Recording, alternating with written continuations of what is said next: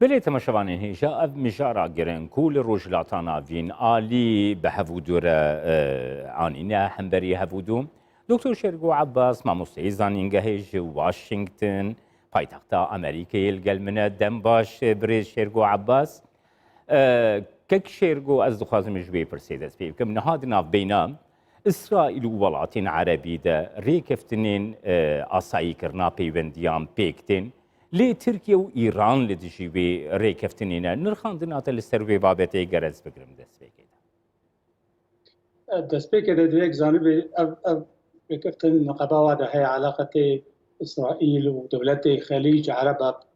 جهدي بوامغا باش ترج نهاية يعني دسبيك أوج عدي أوباما بكتيا وقت أوباما الذي أو دولتي عربي وإسرائيل جلكي اهتمام نداوا أب مجبور بنا ميزانن كي خطر جواره خطر قدي تنهنجيوا إيران بو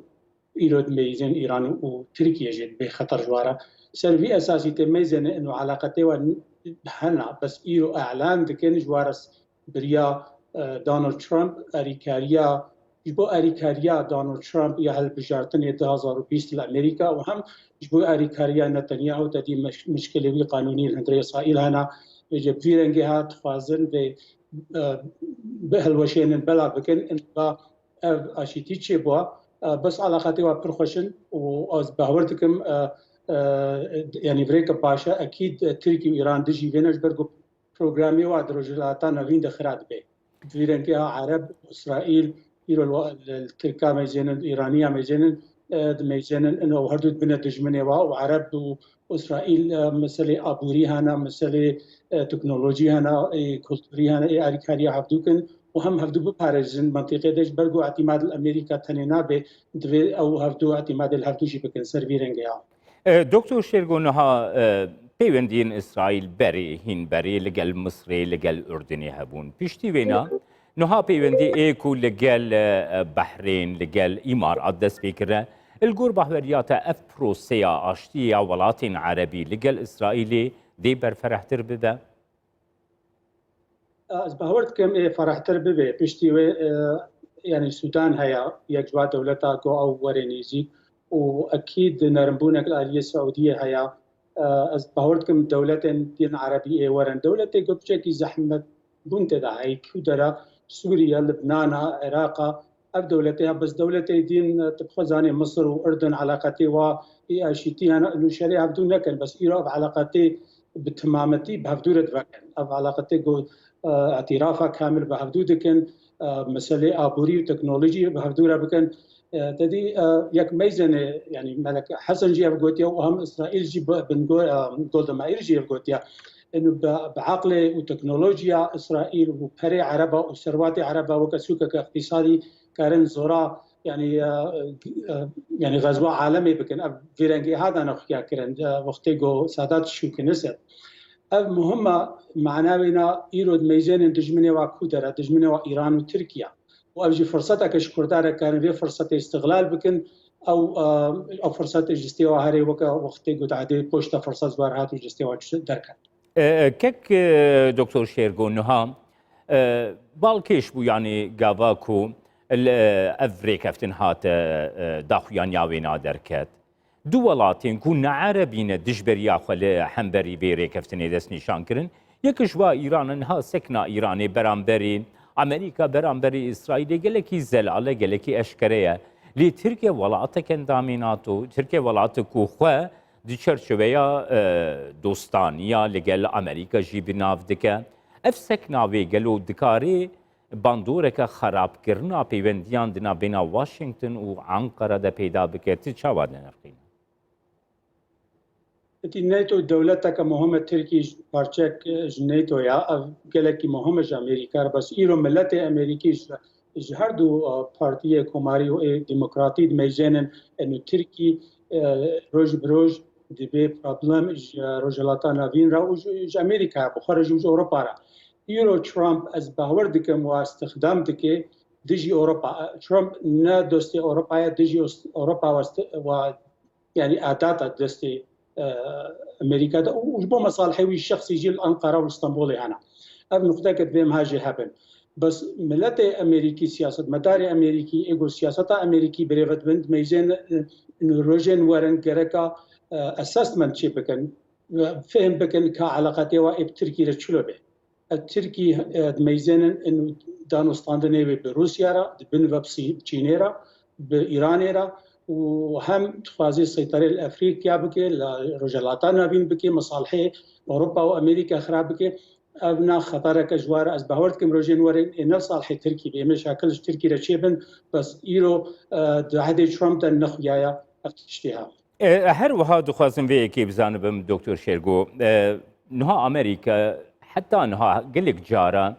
وكي سياستك باسيف لروجلاتا نافين ياغو هاتي بناف كرها ياغو امريكا لروجلاتا نافين باسيفه امريكا مسلين روجلاتا نافين ده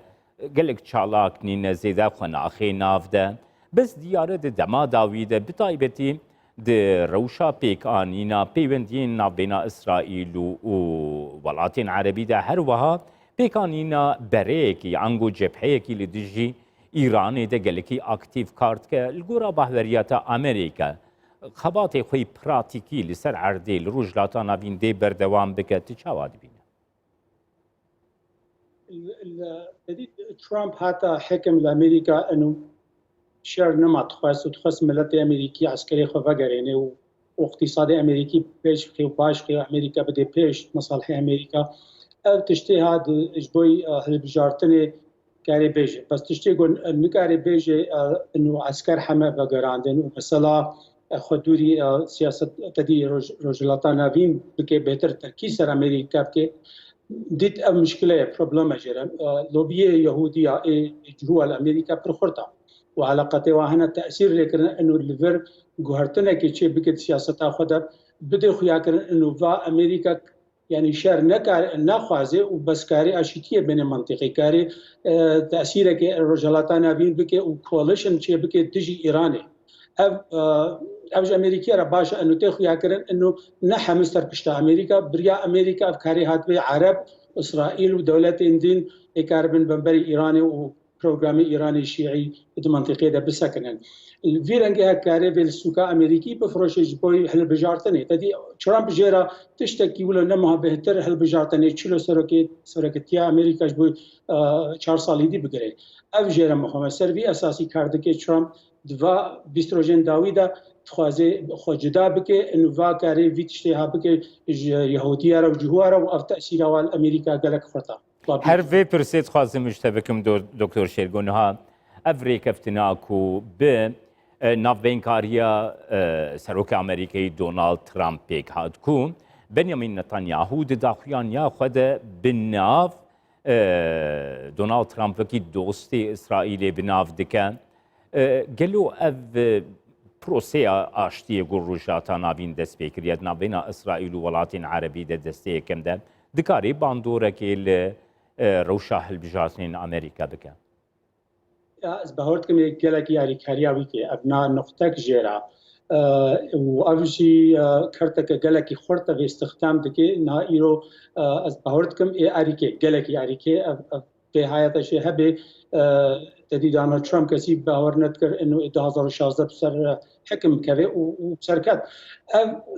مهمه بده خيا كرنج برغو ايكو كارن وي بيشن بارتي ديمقراط بس كلا جروب لابي يهوديه جدا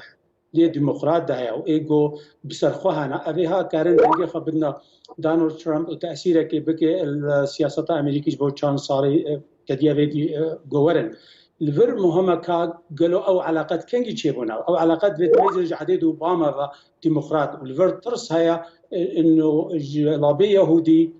دنجي بدنا ترامب جبرقو ترسن إنه سياسة بايدن وكايا أوباما بي جفيرنجها بروسسها ذكرنا قلناها في أشيتيا نقبا بحرين وإمارات دربخن وهم جبوي هالبجارتناوي وهم جبوي أريكاريا نتنياهو جي تدي مشاكلوي قانوني هنا الإسرائيل أبجي أريكارياويت كي بدي خيا كرن أو هردو محتاجي هفدو في اتفاقية قلنا قبا بحرين وإمارات تشيبوي دكتور شيرغو از دخوازم جدر في فيري كفتني برسكدين بنكم اوجي غريداي ويكو سەرۆکی ئەمریکای دۆناڵد ترامپ دوهی داخویانیا خۆ دەدەست نیشان کرد و لە ڕۆژاوایی کوردستانی دمێنن لە باکووری سووریەی دمێنن ji بۆ ku serveriyawa ser petrola li wê derêjê hebe ku bikaribin bûyeriyê jiyana Kurd xweş bibin bikin Kurd di nava aştî û aramiyê de bikaribin bijîn. Her wiha di wê çerçeveyê de dixwazim bipirsim ku Amerîka ev bû çendîn mehin de bi awayekî aktiv di diyaloga Kurdî de dixwaze ku yekrêziyek li Rojavayê Kurdistanê peyda bibe. Watêya wê axaftina Donald Trump her wiha sekna Amerîka diyaloga Kurdî de tu çawa dinirxîne. Divêt her duwa cidalê mizin milletê Amerîkî, Kongrêsê Amerîkî, çi Republican ew Demokrat, Kumarî bê Demokrat bê her du kapitolê Kurda heye. Yani Kurda dibînin dost, helîf, şerîk, erîkariya Kurda divê bibe, divê haş Kurda hebin. Donald Trump te ehemmiyetê nade Kurda. Donald bes ji bo Donald fikrê mesalihê Donald. Alaqetî wî bi Tirkî re muhimtir ji her tiştî. îro mecbûr bû di Sûrî de binêre ji ber got dexta Rûsya û cihû al ser û çilo wê petrolê te bide Îranê. Ew nuqteka ew nedê Rûsî û Îranê û Sûrî. Li vir mecbûr bû li Sûrî bimêne ew bi xwe naxwe derxistibû jû de derketibû ji Sûrî. Herdem dixwaze. Ew haya me jê heye ew naxwazî li wir jî bimêne. Bes niha mecbûr e ji bo ku mihtaca erîkariya labê cihû jêr lazim û hem ji her du aliyê Demokrat û Cemhûrî de jî vê قرارا وی گو انوشوری در کبه بس ایرو گلو امریکا تخوازه پشتگردیا کردا بکه که کنگرس که پنتاگون او که دولت اره بس مشکله کی کرد ایرو قصد دبی ناوی کردا بس تشکی کردی تدنینا ایرو انا کسی و معارضه که ایرو دجی کردایا نظامی سوری دجی کردایا یعنی تلورد میزه حمل ناف هبدو کتیه همیجی دجی قضیه کردی ابکیج واره کار بکه. بله دکتر. امریکا گلک تین خویا کردن وقت مرتزقه امریکا ویرنگه هک اریکاریت کی بس گو کرد بجیر بن به دولت عرب سیاست دولت فهم بکن گرک وا بدنا پیش علاقه خو ایرو و علاقه اسرائیلی و خلیجی بگیره بدن و بدنا خویا کردن ایران و ترکی دجمنه وانا و ایرو کرد کارن رولک ایجابی را من نکرتک دغته بس کرتک ایجاب هنگی امریکا بهتر پشتوا بگیره. بله دکتر شرگو عباس مامۆستای زانینگاهی ji Washington لەگەڵ من بوو سپاس بۆت. Pass.